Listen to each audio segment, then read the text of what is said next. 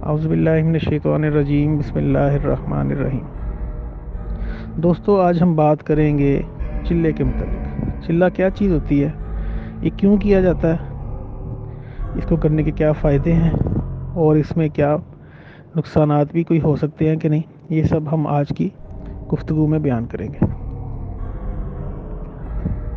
روحانی طاقت حاصل کرنے کے لیے کسی خاص اسم کو، ورد کو یا عزیمت کو مقررہ وقت پہ ایک خاص مقررہ تعداد میں پڑھنے کو چلہ بولتے ہیں۔ چلہ کیوں کیا جاتا ہے؟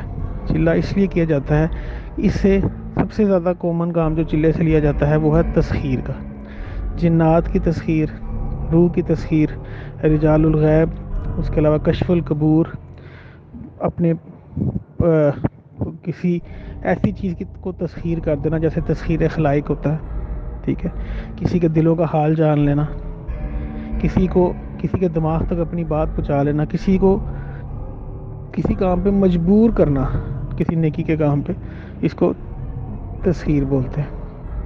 اس کے علاوہ بعض اوقات لوگ اپنے دنیاوی کاموں کے لیے بھی چلہ کرتے ہیں۔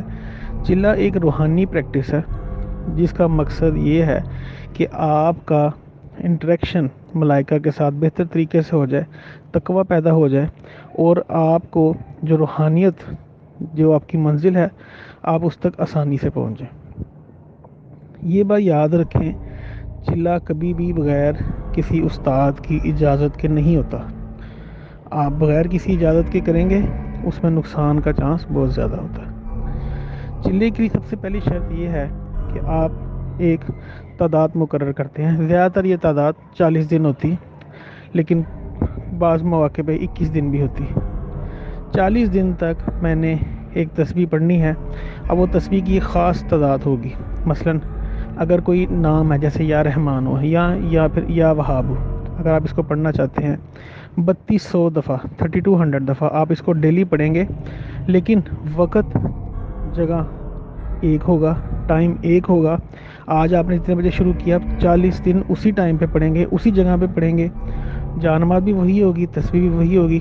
آپ کے خاص کپڑے ہوں گے سفید رنگ کے، وہ آپ چلے کے وقت پہن لیں، چلے کے بعد آپ اس کو اتار سکتے ہیں، دھونا چاہیں دھو لیں، لیکن اگلے دن پھر بھی وہی کپڑے پہن کے آپ نے دوبارہ ادھر آنا۔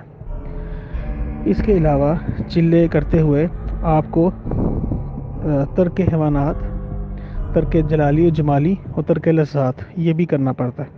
یہ میں اگلی ویڈیو میں آپ کو بتاؤں گا کہ یہ سب چیزیں کیا ہوتی ہیں۔ چلے کے اندر بہت سارے مسئلے مسائل ہو سکتے ہیں، بعض اوقات بہت سے ڈرونے واقعات ہو جاتے ہیں، کچھ چیزیں سامنے آ جاتی ہیں، لیکن آپ نے کوئی بھی چیز، کوئی بھی بات جو آپ کے چلے کے اندر آپ نے دیکھی یا آپ کو دکھائی گئی، آپ نے وہ کبھی کسی سے شیئر نہیں کرنی۔